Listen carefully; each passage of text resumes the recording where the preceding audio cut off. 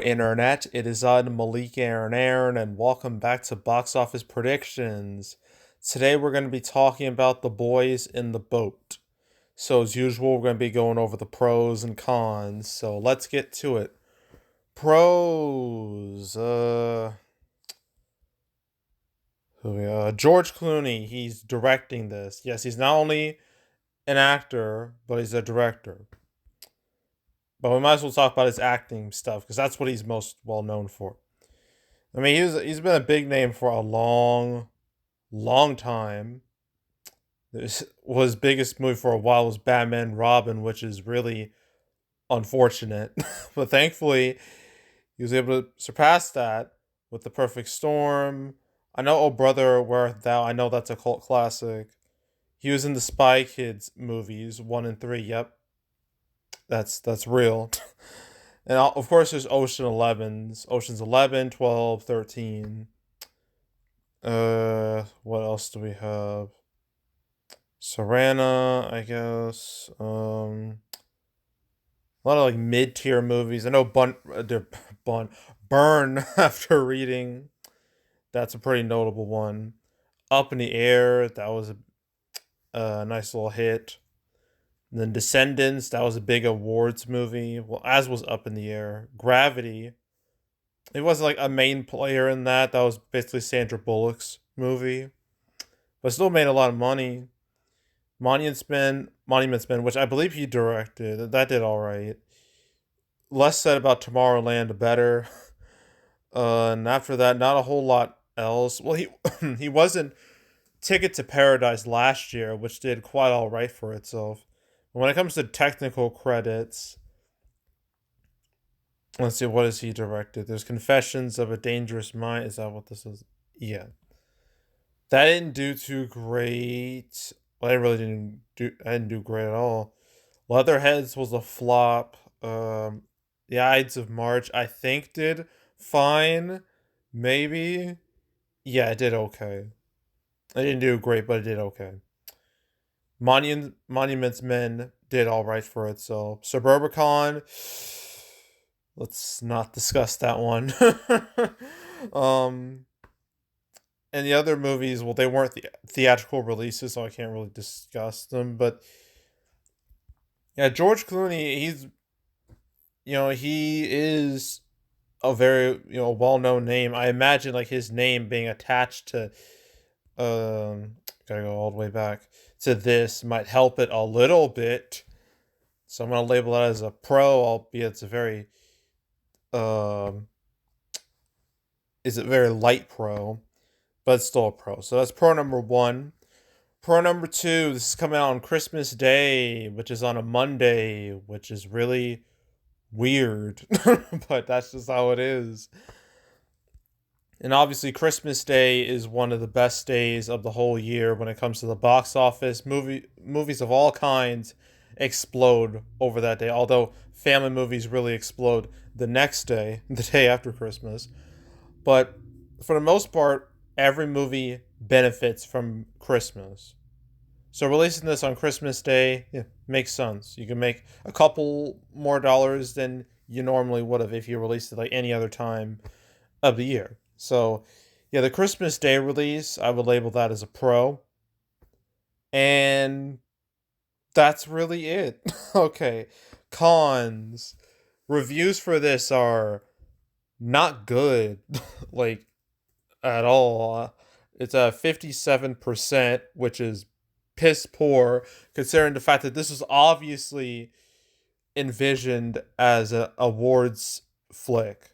This is very much has the DNA of, I want to win an Academy Award. That's what this, it has that feeling. Well, it's not going to do that. Instead, it's just going to be a busted Oscar bait. That's what this is. That's why I put it in the thumbnail. It's busted Oscar bait. This is the definition of that. And so the reviews are not going to help this movie at all, especially considering the target demographic for this is going to be like an older audience, and they're more likely to read reviews. And when they see how bleh the reviews are, they're just gonna ignore it and watch something else. So yeah, reviews are bad. So that's a con. Another con is that there's too much damn competition. Like, holy shit. There is too many movies out right now. Too many movies open today with like Aquaman 2 and Migration and Iron Claw and Anyone But You. And then the same day The Boys in the Boat's coming out, you got The Color Purple, which is easily getting like the most heat out of any of the Christmas Day movies. And then you got Ferrari, a movie that's doomed to fail. But still, that's too much. Not I didn't even mention Wonka, which is probably going to be the biggest hit of the holiday season, the way things are looking. So yeah, there's too much. There's way too much. People are only gonna have so much time to watch. Well, they obviously people aren't gonna watch all these movies. They're gonna pick a select few, and then the rest are going to crash and burn. That's usually how this works. It works like pretty much every Christmas. I don't know why it has to be this way, where the studios they all just release a bunch of movies at the same time to try to get those Christmas dollars, but people they only have so many dollars to spend. So like I don't get the mentality, but yeah, I feel like this movie's gonna get squeezed out thanks to all that competition. So that's a con, just brutal overall, a very very very competitive landscape. So that's con number two. Is there another con? I mean, there's no audience score because this movie's not out yet. It's opening on a Monday.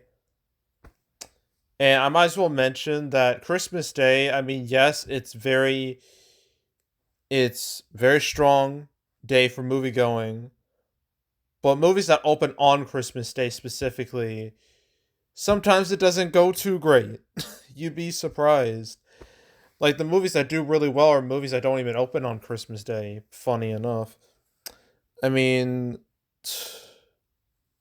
I'm trying to think of a classic example. I guess, well, it's not on here. I'll find it. This may take a minute. I'm just gonna use Unbroken, not as a direct comparison to this, but just to show you how Christmas really works, how the Christmas box office really works. Damn it, it's not giving me the the day. I just want a day, please. Oh well, let's just do Christmas all movies. Go with that. So most of these movies, they're holdovers, pretty much.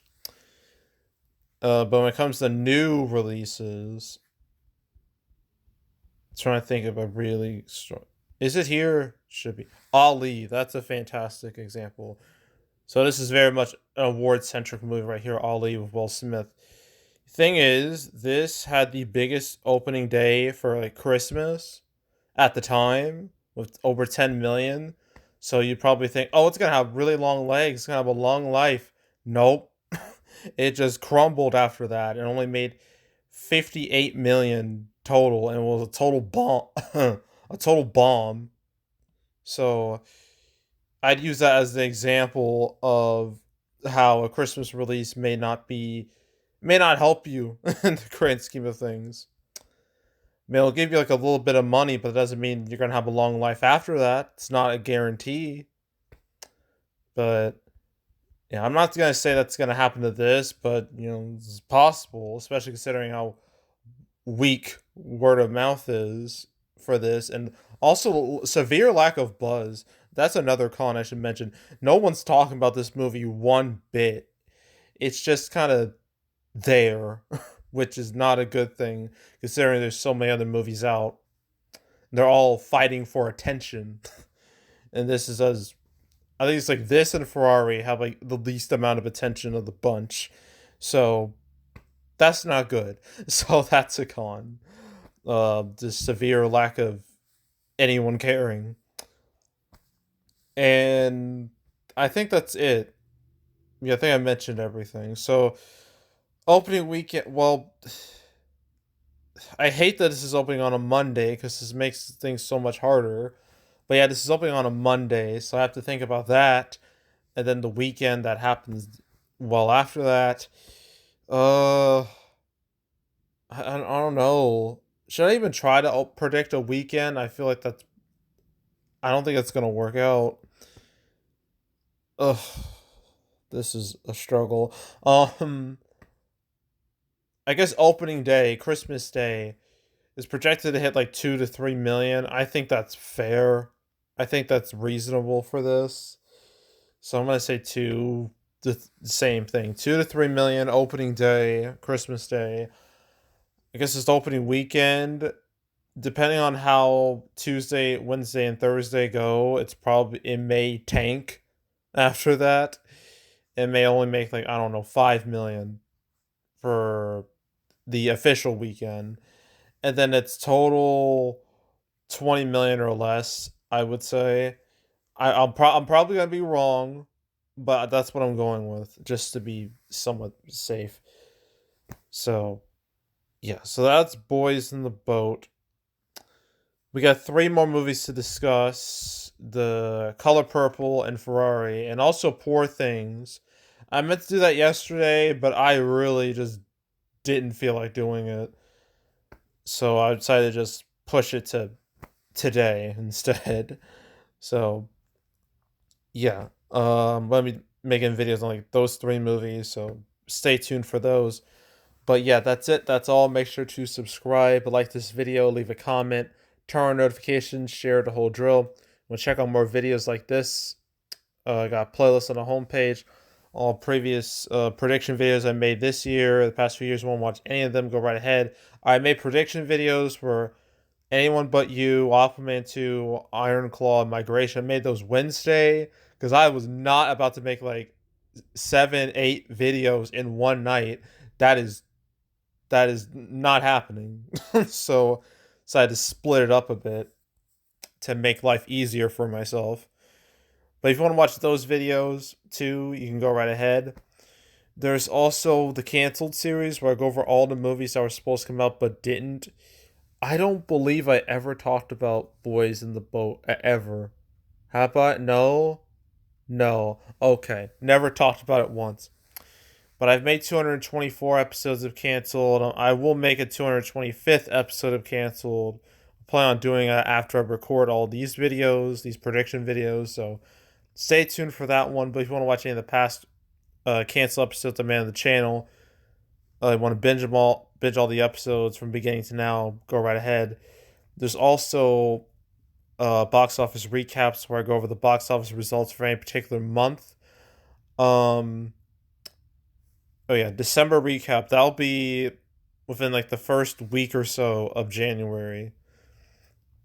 And my 2-part 2023 recap is going to happen around the same time with winners and losers. So stay tuned for those videos.